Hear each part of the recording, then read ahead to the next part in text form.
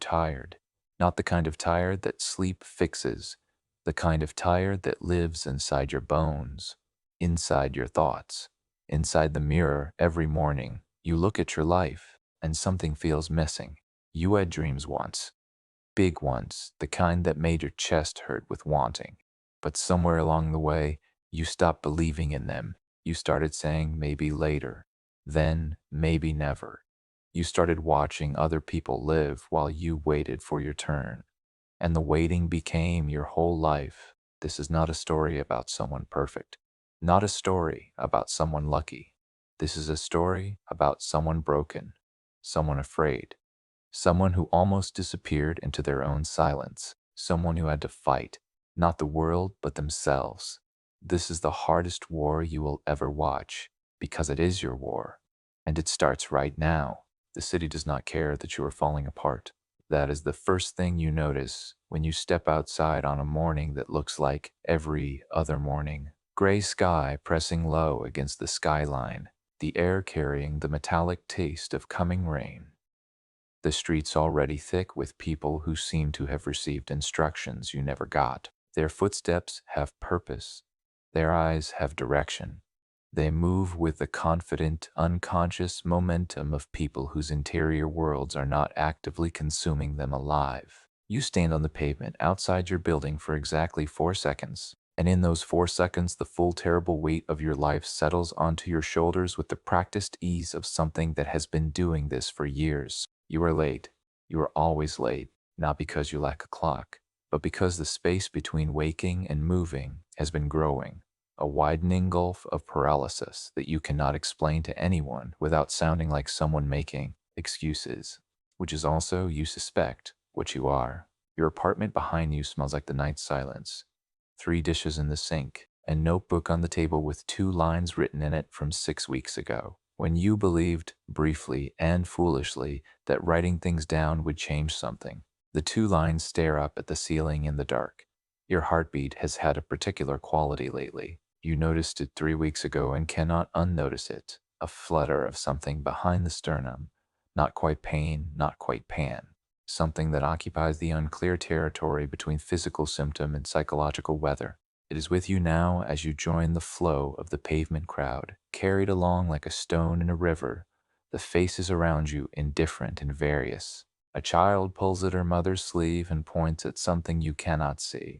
A man in a gray suit speaks into his phone with the vocabulary of importance. A woman your age, exactly your age. You are almost certain. There is something in the jawline, the set of the eyes, walks past carrying a portfolio case and a coffee and an expression of complete self-possession that stops something inside your chest. She doesn't notice you. Nobody notices you. And here is the monstrous interior truth of that moment, the thought that surfaces with the clarity of something long submerged. The invisibility is not something being done to you. You have been doing it to yourself, carefully, consistently, over the course of years. You cannot now reconstruct precisely. You have been making yourself smaller, quieter, less.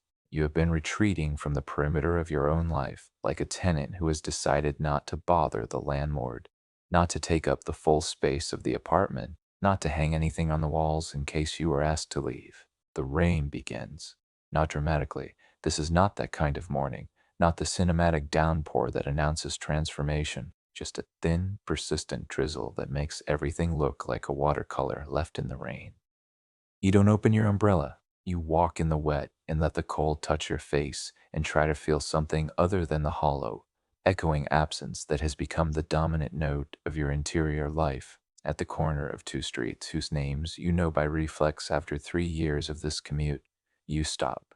You don't know why you stop. Something in the body, below the level of the thinking mind, some pre-verbal intelligence that has been trying to get your attention for months, makes the decision before you do. You stand at the intersection and the rain falls on your shoulders and the crowd parts around you like water around a stone. And you stand there in the middle of the moving world and you think, something has to change.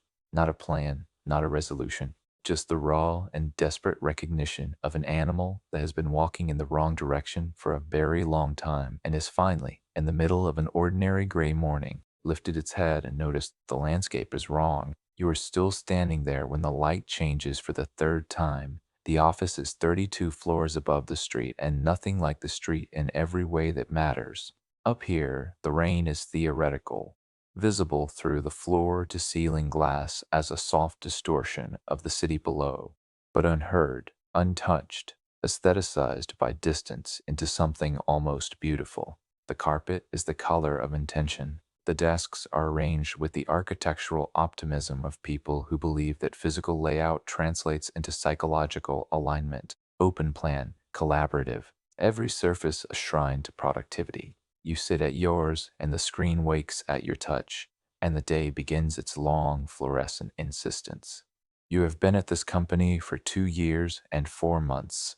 You took the job because it was offered and because the alternative, continuing to search, continuing to explain the gap in your resume, continuing to receive the particular silence that follows applications sent into digital voids, had become intolerable. The job was not bad. That is the precise and complicated truth of it. It is not bad enough to justify leaving and not good enough to justify staying, and you have been suspended in that insufficient middle ever since, telling yourself it is temporary, that it is a platform, that you are saving and planning and waiting for the right moment, accumulating a growing awareness that the right moment is a fiction people tell themselves to avoid the terror of action. Your manager's name is David.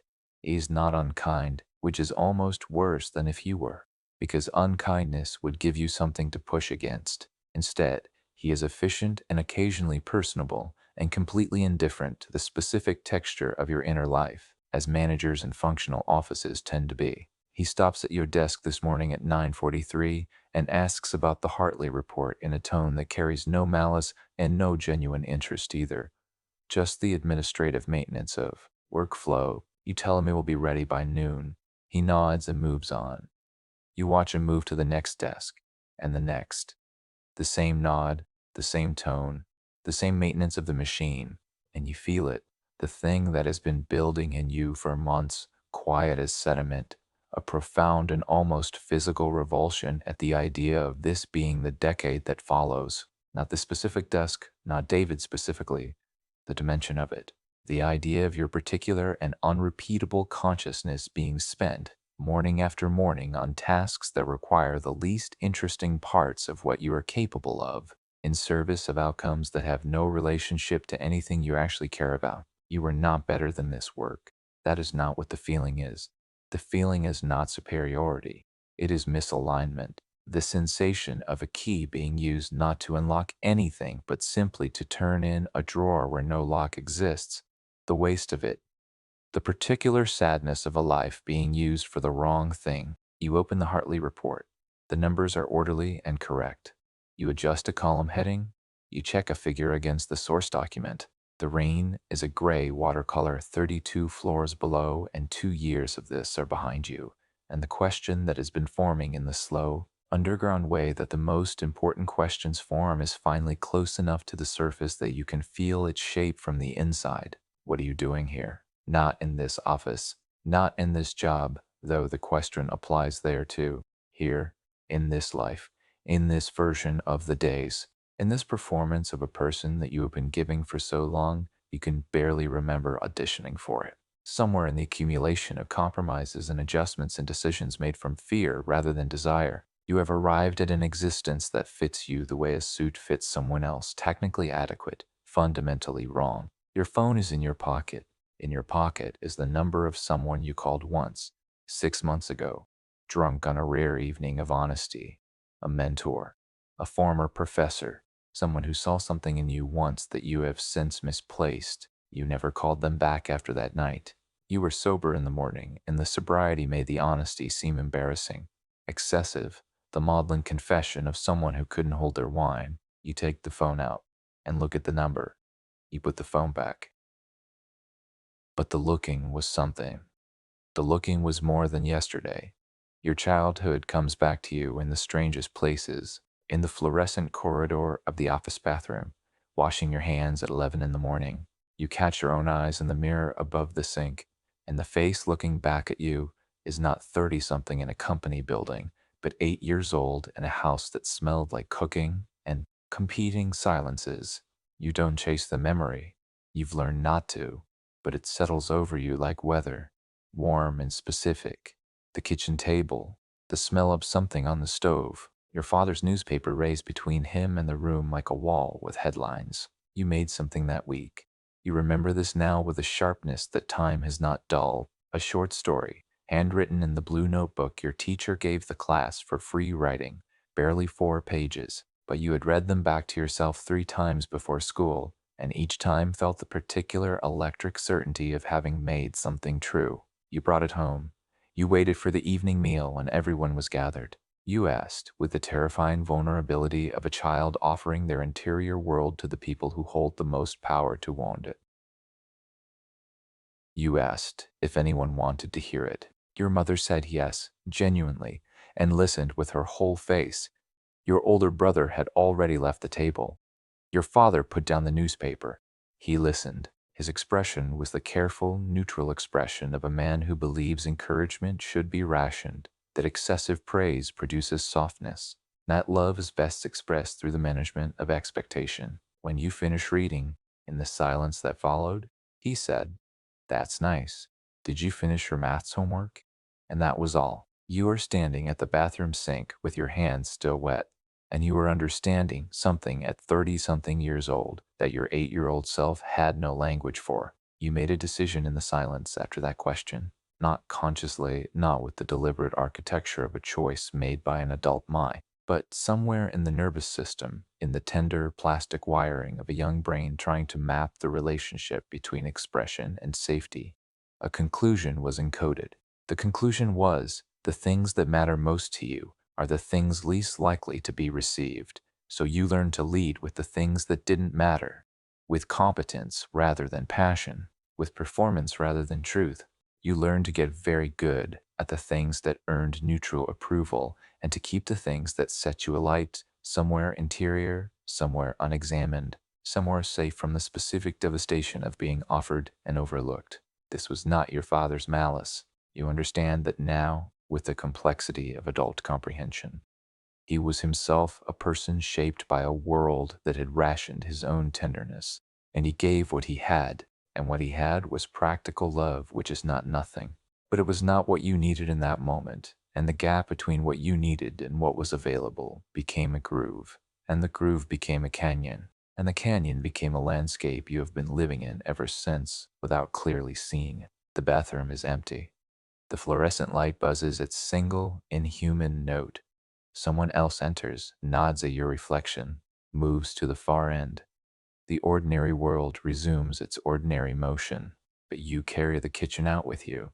You carry the 8-year-old's notebook and the silence after the question and the long, slow consequence of a wound that never announced itself as a wound. You carry it back to your desk and you sit down, and for the first time in a very long time, you let yourself acknowledge something happened. Something was taken or withheld or simply absent, and the absence shaped you in ways you are only now beginning to see clearly enough to name. And naming, you are beginning to suspect, is where everything starts. The evening you finally make the call, it is raining again, a different rain, heavier, with intention, the kind that drums on windows and makes the city outside look like a film set for a story about loneliness. You have been home for 2 hours, and you have eaten nothing, and you have sat in the chair by the window doing the thing you have perfected over years, looking productive while doing absolutely nothing that matters. The laptop is open. 3 browser tabs glow with information you consulted without absorbing. Your notebook, not the one from the office, the real one. The one with the cracked spine and the pages that still smell faintly of the bookshop where you bought it 3 years ago with the specific intention of filling it, lies open to a page with one sentence on it. The sentence says, "What would you do if you knew you couldn't fail?" You wrote it 6 months ago and have not written below it since. The question has been sitting there in your own handwriting, patient and enormous and slightly accusatory for 6 months. You pick up your phone. You find the number. Your thumb hovers. The fear that rises in you at this moment is not small, and it is not irrational, though it wears the costume of irrationality. The heart rate that climbs, the sudden dry awareness of your own breathing, The impulse to put the phone down and open the refrigerator and stand in its cold white light eating something left over from a different day. You recognize this fear. You have met it before in every moment of your life when the thing you actually wanted was directly in front of you. The fear that is not about failure, but about being fully seen, about letting someone who knew a more hopeful version of you look at the current version without the armor of distance and time. You call, it rings 3 times, and then a voice you recognize, warm, slightly distracted, instantly recognizable, says your name with a question mark, not unkindly. Surprised. I know it's been a while, you say. The conversation that follows is 2 hours long. You will not remember all of it later. The specifics blur into the quality of it, which is the quality of something lanced, something that has been pressure sealed for too long, finally releasing. You talk about the job, about the notebook, about the 8-year-old with the blue story and the father's neutral face. You talk, haltingly, and then less so, about the thing you have wanted to build, the project that has been living in the interior space behind your daily life, untouched and theoretical, for the better part of 3 years. You describe it badly, stumbling over words because you have never said it out loud to anyone who would take it seriously, and the not saying has let it stay perfect and unscrutinized in the dark. But here, in the light of someone else's attention, it becomes real and therefore flawed and therefore vulnerable. The voice on the phone does not tell you it's a great idea.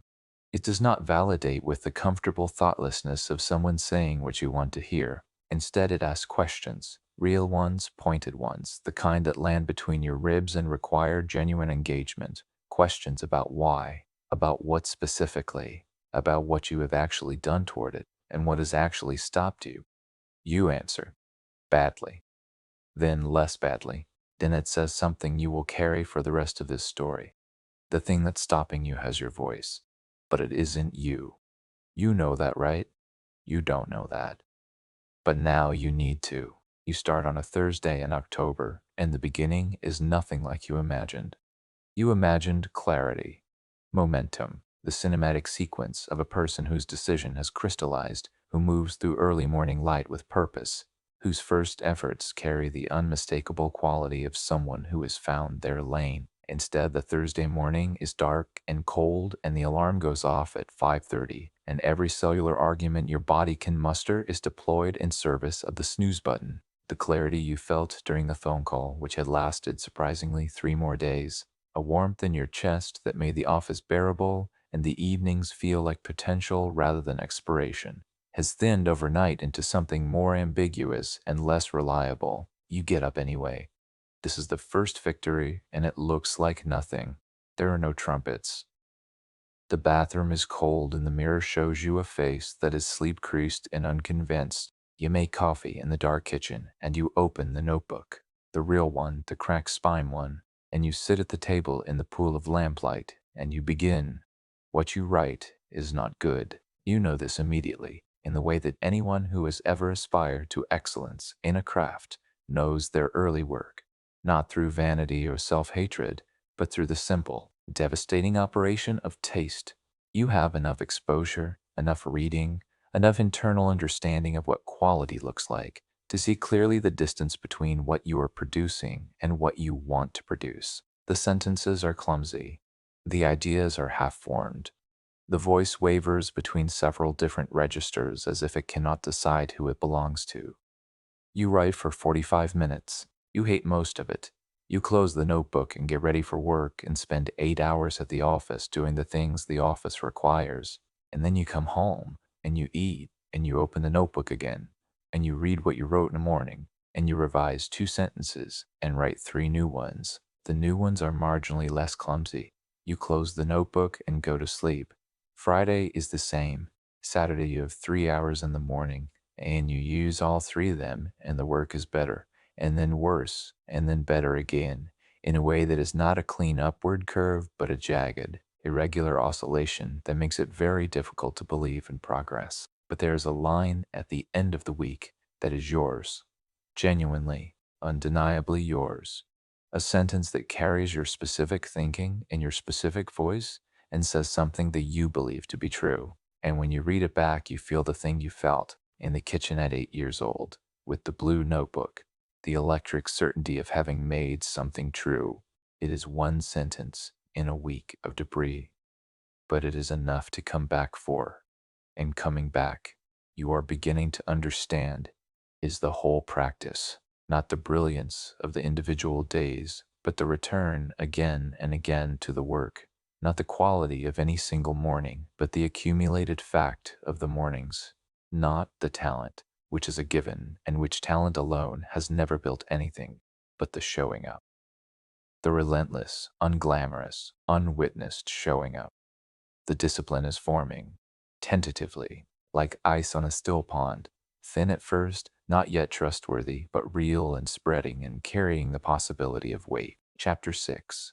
The world takes notice in the way the world always takes notice of someone trying to change, not with celebration, but with friction. It begins with small things. Your evenings are no longer available in the way they were, and availability, you discover, is something people build their expectations around without announcing they have done so. A friend group that gathered loosely but regularly on weeknights begins to notice your absences. The first few times you decline, the responses are understanding. Of course, next time, but understanding has a limit, and after the third or fourth refusal, something shifts in the texture of those messages, a slight cooling, an implication not quite stated that you have become, in some undefined way, difficult. You notice this and you feel it, the particular guilt of someone who has been accommodating for so long that the cessation of accommodation feels like an aggression. You have been, for most of your adult life, a person who said yes, not from genuine desire, much of the time, but from the deep and conditioned fear that saying no would create a distance you would then spend enormous energy trying to repair. The yes was often a tax you paid on belonging, and now you are, slowly and imperfectly, beginning to spend that time on something else, and the people accustomed to the tax are beginning to feel its absence. Then something harder, a conversation with someone closer than the friend group, a person whose opinion has weight, whose history with you goes back far enough that their view of you carries the authority of long witness. You tell them about the project. You show them a small piece of it, not the notebook, not the most vulnerable part, but enough to give them a sense of the direction. And their response is the most insidious kind of discouragement, the caring kind, the kind that arrives wearing the coat of concern, that asks practical questions with an undertone of skepticism, that wonders aloud whether this is really the right time, whether you've really thought it through, whether, and this is the word that lands hardest, whether you are being realistic. Realistic, the word sits in you for days. It operates the way the best weapons do, not loudly, not by force, but by infiltration. It finds the existing doubt and feeds it. It aligns with the ancient critic, the one that has been cataloging your inadequacies since childhood. And together they make an argument that is technically reasonable and structurally devastating. You slow down, not completely, not back to stillness. But the mornings become less consistent, the sessions shorten, the notebook sits closed more often than it should, and on the mornings when you do open it, the writing carries a new quality, a tentativeness, a self-consciousness, the sound of someone writing under surveillance rather than in the freedom of genuine expression. The sentence that was undeniably yours is harder to find. Everything has the slight, flat quality of work produced by a person who is no longer sure they are allowed to be doing it. This is the first real test, and you are failing it in slow motion. What you don't know yet, what you cannot know from inside the failure, is that this is precisely where the transformation actually begins, not in the confident morning with the coffee and the lamplight. Here, in the slowing down, in the friction, in the first genuine encounter with the external world's resistance to your becoming, because the world will always resist, not maliciously, the way water resists a stone dropped into it, simply by being what it is, and how you respond to the resistance. Whether you take it as verdict or as weather will determine everything that follows. You are not responding well, but you have not stopped. And not stopping, right now, is the only thing that matters. There is a moment deep in the work when something clicks. It does not arrive with announcement. You have been at the table for 90 minutes on a Tuesday evening in December. The city outside is dark early now, the cold pressing its face against the glass. Your coffee, long since cold beside the notebook, and you are writing about something that has been trying to find its form for weeks. You have written around it and under it and in its general direction, and tonight, for a reason you cannot identify and will not try to, because some gifts dissolve when examined too directly, the way through it opens. You write for 4 hours. You do not notice the time. You do not notice the cold coffee or the ache developing in your lower back or the notification lights blinking on your phone across the room. You are in the work, actually inside it, in the way you have read about and glimpsed briefly but never sustained, that state of total absorption where the self becomes thin and the work becomes everything, where the conscious, judging, cataloging mind steps back and something deeper takes the controls. Later, you will learn that this state has a name and a neurological profile and a literature devoted to its cultivation. Tonight, you just live it for 4 hours in the cold and dark, with a pen moving across paper like something that knows where it is going. When you finally surface, it is past midnight. The city outside has gone quiet, and the way cities go quiet late. Not silent, but shifted, a different frequency of sound. You read back what you have written, and there is a quality to it that stops your breath slightly. It is real, not perfect. There are clumsy passages, there are moments where the form hasn't caught up with the idea, but it is genuinely, unmistakably real. There is something in it that is you, not the performing you, not the calibrated you, not the you that learned to lead with competence over passion, but the actual you, the one that has been waiting in the interior for exactly this kind of invitation. You sit with it for a long time, and in the quiet of that midnight room, something shifts in the geography of how you understand yourself. It is not confidence exactly. Confidence feels too breezy, too immune to doubt. This is something sturdier and more complicated: evidence. You have produced evidence that the thing you believed was possible is not only possible but real, that it exists in the world now in a form that can be pointed to, returned to, built upon. Evidence that you did not imagine yourself wrong about this, that the flicker was not wishful thinking but accurate perception. The next morning is different, not because the doubt is gone, it is not, but because it is arguing against evidence now, and evidence, you are discovering, is a different kind of opponent than hope. You call your mentor, you read them the passage over the phone.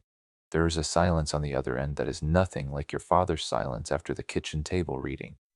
This silence is full rather than empty, and then the voice says, "There you are," 2 words, 3 syllables. The validation of someone who recognized you when you couldn't recognize yourself. You begin again. This time, the beginning carries weight. Growth is an education in humility you cannot graduate from. You understand this now, in the months that followed the December night. The real work has begun, and real work comes with real feedback.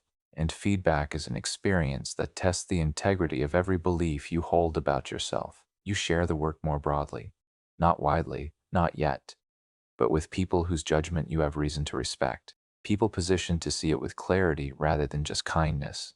And the responses are various and specific and not always what you hoped, and you have to learn, one excruciating session at a time, the difference between criticism of the work and verdict on your worthiness.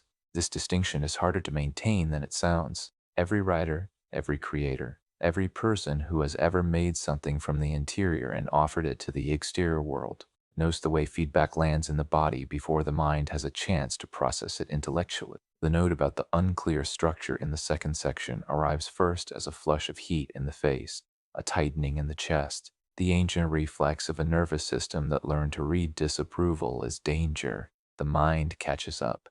This is useful, this is information, this person is trying to help. But the body felt it first, and the body's response has a memory that outlasts the intellectual resolution. You have to develop a new muscle, the muscle of receiving, not passive acceptance. You are not looking to become someone who agrees with every critique or abandons every defended position, but genuine, open, non-defensive engagement with the possibility that you could be wrong. that the version of the work you believed was complete is in fact incomplete, that the blind spots are real and finding them is not humiliation but gift.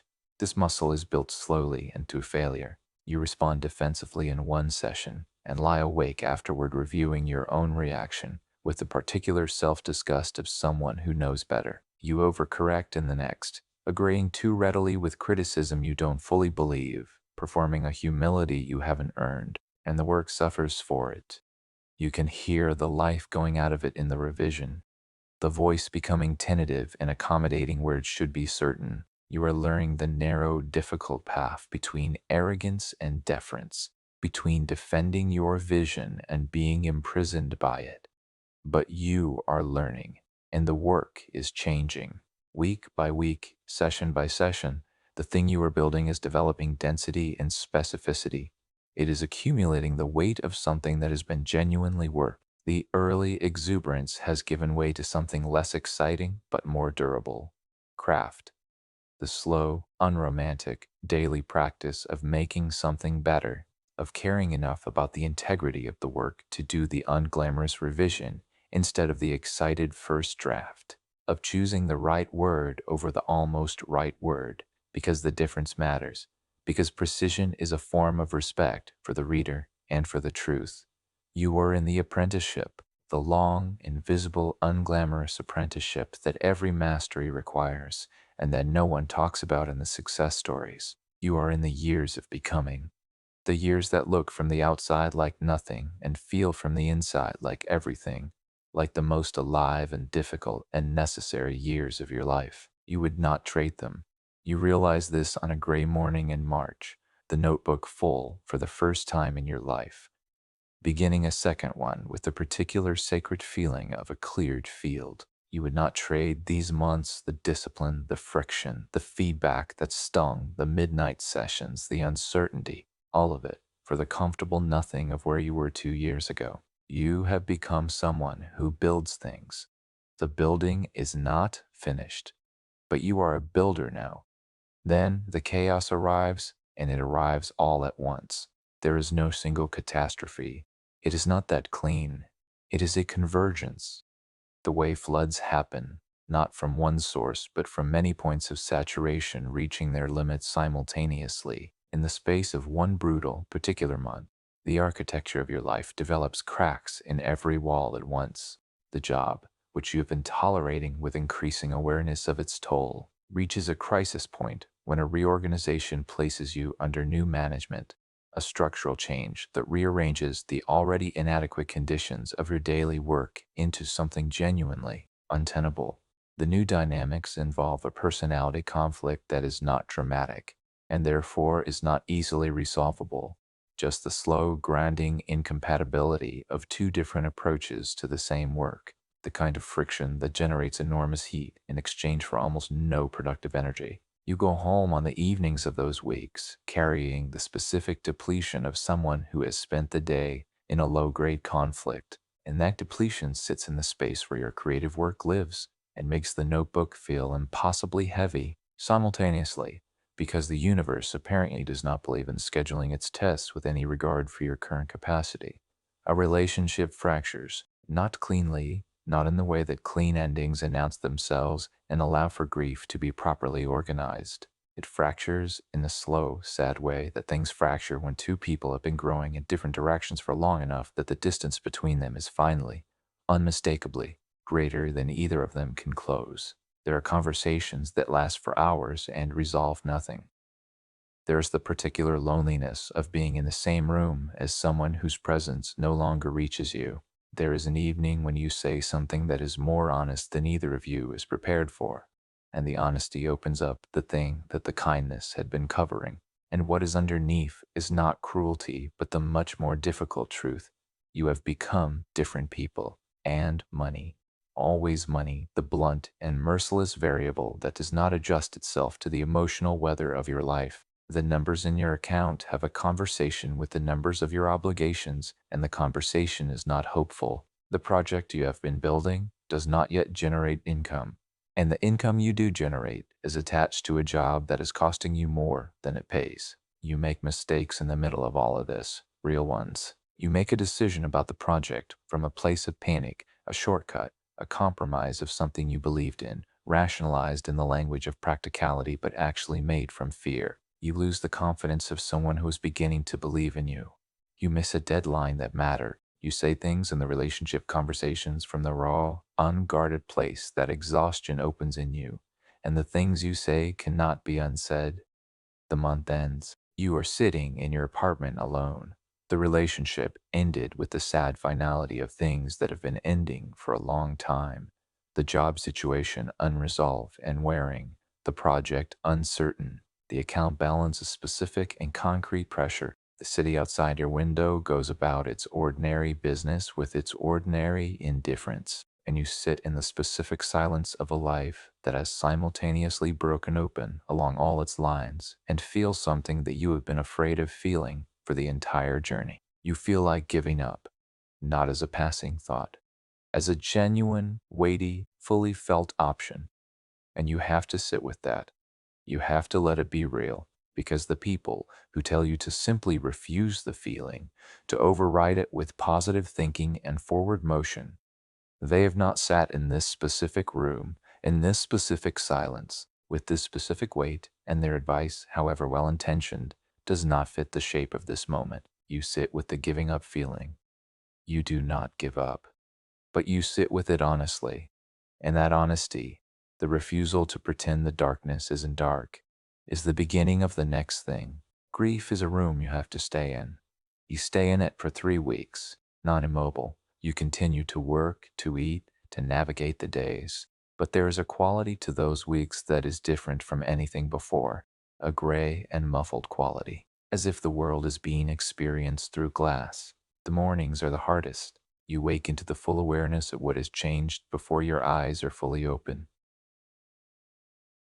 The relationship gone, the project in uncertain condition, the job a daily abrasion, and the first 30 minutes of every day are an act of endurance rather than anything else. What you discover in those 3 weeks, in the slow way you discover things that only the dark teaches, is the actual architecture of yourself, not the architecture you perform for the world, not the capability, the ambition, the rehearsed narrative of becoming, but the load-bearing structure. What, when everything else is stripped away, actually holds. What remains when the momentum is gone and the encouragement has quieted and the project feels theoretical and the certainty of the early months seems like someone else's memory. What remains is this, the notebook, still being opened, irregularly and with nothing like the fluency of the better months, but opened, words still being made, still being revised, still being brought into existence in the world, even when the world feels too gray to receive them. A practice so embedded now that it continues even through grief, the way a river continues through winter, reduced, slowed, covered sometimes, but moving. This surprises you. You expected the darkness to stop the work. Instead, the work is the thing that keeps you moving through the darkness, not because the work is going brilliantly.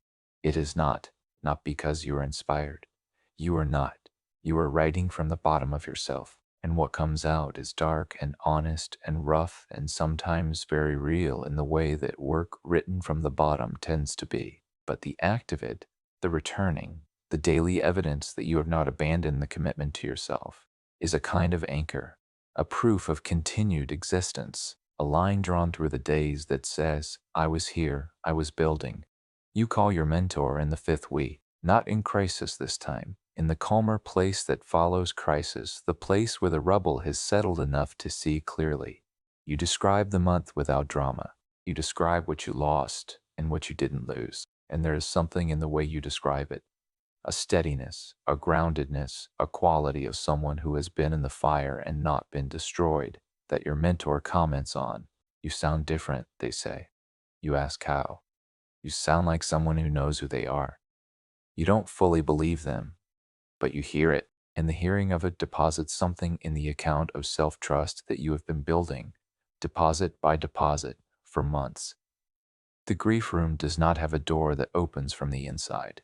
It has a door that opens when you have stayed long enough, when you have looked at everything in it honestly, when you have let the loss be real rather than managed. You stay, you look, you let it be real. And then, one morning in November, cold and clear, the first proper frost of the season, coating the city in a thin, precise white. You wake up and something has changed. Not everything. Not the job, which is still a problem. Not the financial pressure, which is still a pressure. Not the absence of the relationship, which still has its specific ache, but something central, something in the spine of your interior architecture. You get up, you make coffee, you open the notebook, and for the first time in a month, the sentence comes. Mastery begins to show its face, and it looks nothing like you expected. You expected mastery to feel like confidence, like certainty, like the final quieting of the doubt, and the arrival at a plateau where the work flows easily and the vision is clear and the path is obvious. Instead, it feels more like accuracy, a growing precision in your relationship with the work, a clearer sense of where you are strong and where you are weak, a more honest map of the territory. The doubt is still there. It may always be there, but it has changed its register.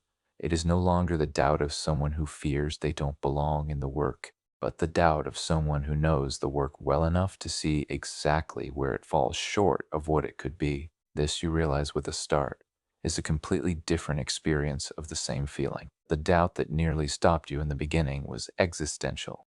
It questioned your right to exist in this space, your basic competence, your fundamental worth. The doubt you are living with now is professional. It is the doubt of a craftsperson looking at their work and seeing the gap between execution and vision, the gap that quality people always see and mediocre ones don't. That gap is not a source of paralysis. It is a source of direction. You also begin to notice the accumulation. There is a specific morning when you are rereading months of the notebook to prepare a revised draft, and you encounter the early pages, and the encounter is almost physical, a kind of vertigo, looking down the height of distance between then and now. The early writing is recognizably yours, but clumsier, younger, less sure of its own voice.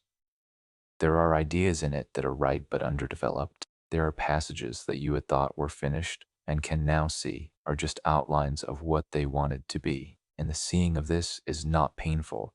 It is, surprisingly, one of the most encouraging experiences of the entire journey. Because it means the growth is real. It means the invisible work of all those sessions has left a visible mark. It means you are not the same person who sat down at the beginning of this. The project is taking shape, not as you imagined it at the start. The actuality of built things never matches the interiority of imagined ones, and you have made your peace with this, which is itself a form of maturity. It is different from the original vision in specific ways that are improvements, the result of what the work taught you in the making that you could not have known in the planning. And it is different in other ways that represent compromises you made from uncertainty or haste or the influence of voices that were not yours. And these you are going back to correct with the particular satisfaction of a builder reclaiming the integrity of their own design. You share a substantial piece of it for the first time outside the small circle of your mentor and one or two trusted readers. You post it or send it or deliver it. The specific mechanism matters less than what happens after. People respond. Not everyone. Not with uniform enthusiasm. Nothing real ever receives uniform enthusiasm, and you have learned to be suspicious of responses that don't include genuine criticism. But some of them respond with a specific quality of recognition. They say, I didn't know I was thinking this until I read you thinking it. They say, how did you know to say it this way? They say things that tell you the work is landing, not performing, not impressing for its own sake, but landing in the place where genuine communication lands, which is somewhere between the chest and the stomach, somewhere below the intellect and above the gut. You receive these responses with something that takes you a moment to identify: grace, not deflection, not the anxious dismissal of someone who cannot accept being seen, not inflation, not the fragile hunger of someone whose self-worth depends on external validation. Just grace, the quiet, solid acknowledgement of something real having been received. You are beginning to know yourself. The summit, when it approaches, brings its own specific dread.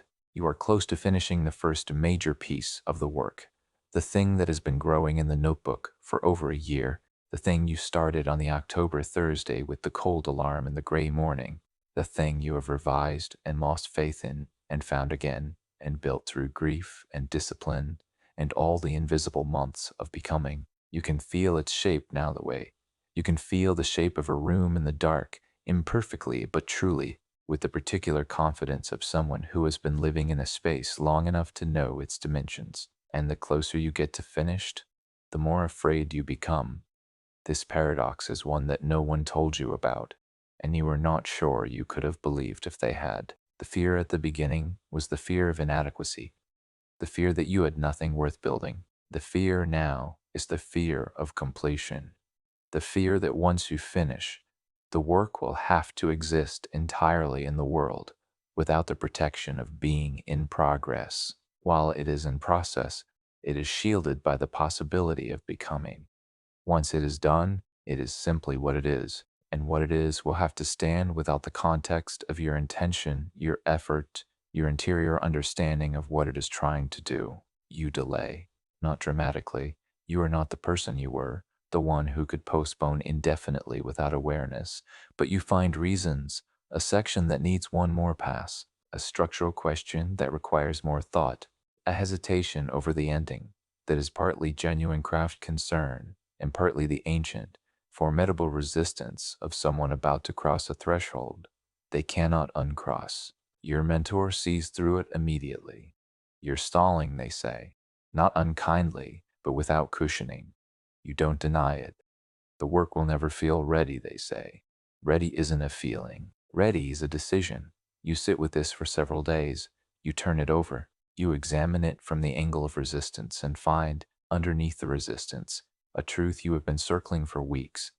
The fear of completion is the fear of identity. As long as the work is unfinished, you are a person who is building something. The moment it is finished, you are a person who has built it. And being the person who has built it means being answerable to it in a way that the person who is building it is not. It means the thing is yours, fully, publicly, irrevocably yours. It means you have claimed in the most permanent way available the identity of someone who does this work and believes it deserves to exist. That claiming requires a courage different from all the courages that came before, not the courage of beginning, which is fueled by novelty and hope, not the courage of continuing through difficulty, which is fueled by investment and stubbornness. This is the courage of arrival, of saying, in the full knowledge of your own limitations and the work's imperfections, this is what I made. This is who I am. You go home on a Sunday evening. You open the notebook. You read it from the beginning to the place where you have been stalling. You write the ending in 3 hours without stopping, without second guessing, without consulting anyone. You close the notebook. You sit in the specific silence of completion. And then the most powerful thing that has happened in the entire journey happens. Not a call, not a message, not external recognition of any kind. You feel, for the first time in your adult memory, genuinely proud of yourself, not relieved, not cautiously satisfied, proud. The clean, unqualified interior pride of someone who has done what they said they would do. It is nothing like what you expected. It is better.